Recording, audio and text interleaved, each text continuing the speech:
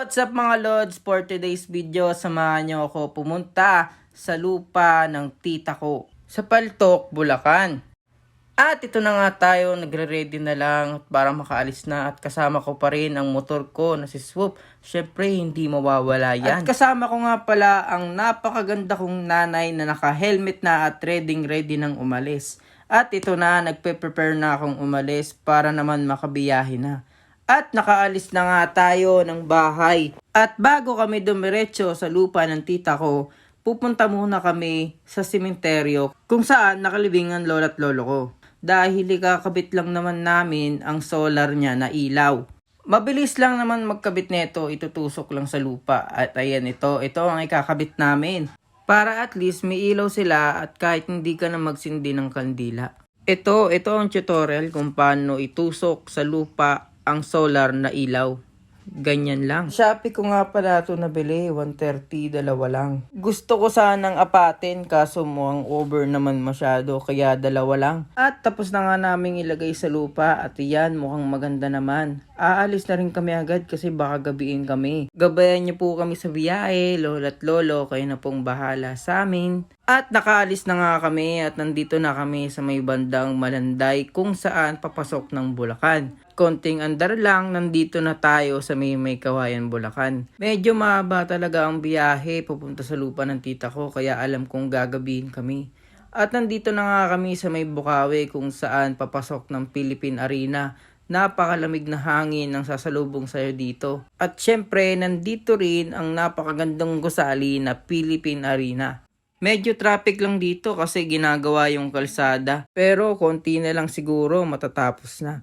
At papasok na nga kami ng Santa Maria at sumalubong pa sa amin itong dalawang naggagandahang baghari. Kung saan gandang-ganda at binidyoan din at pinicturean din ito ng nanay ko. Hanggat sa nakarating na kami ng bayan ng Santa Maria. Magpapagas nga pala muna ako dito kasi baka maubusan kami ng gasolina at para tuloy-tuloy na rin ang biyahe. At yan, nilalagyan na nga ni kuya ang aking motor na si Swoop.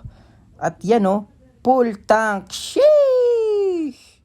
At tumuloy na nga kami sa biyahe at konting andar na lang ay malapit na kami sa Pandi, Bulacan. Medyo malayo pa kami dito pero okay lang, full tank naman. Hanggat sa nakapasok na nga kami sa Pandi, Bulacan. Medyo malayo pa kami dito pero okay lang, enjoy na lang natin ang biyahe. At dito, minto nga muna pala kami para makainom ng napakasarap na buko. Syempre hindi lang naman ang motor ang nagpapagas, pati ako. At tumuloy na nga kami sa biyahe hanggat sa nakarating na kami dito sa may barangay ng Mapulang Lupa. At konting andar na lang ay mapupunta na natin ang palengke ng Siling Bata. Dito nga pala kami madalas pamalengke o mamili ng nanay ko dahil mas maraming sariwang isda, sariwang baboy at mga gulay dito. At namili na nga rin pala si nanay dito ng gulay para sa lulutuin niya mamaya at noodles ng spaghetti dahil may dala kaming sauce. At nandito na nga kami banda sa may Kakarong Matanda, Bulacan.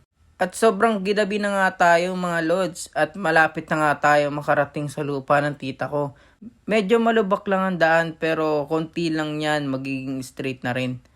Hanggat sa nakarating na nga tayo sa lupa ng tita ko at yan, pababa na nga ako dyan. Medyo dahan-dahan lang kasi malubak at madamo ang daanan dito. Pero okay lang. Ang kinagandahan dito, pagbukas mo ng gate, may sasalubong sa yung napakabait na aso na si Doro. At yan, bubuksan na nga ni nanay ang gate. Yan, dahan-dahan akong papasok. At yan, ang aso namin na si Doro. Gusto pa magpabangga sa motor. Sobrang excited na makita ako. Yan, sige, magpasagasa ka kung gusto mo.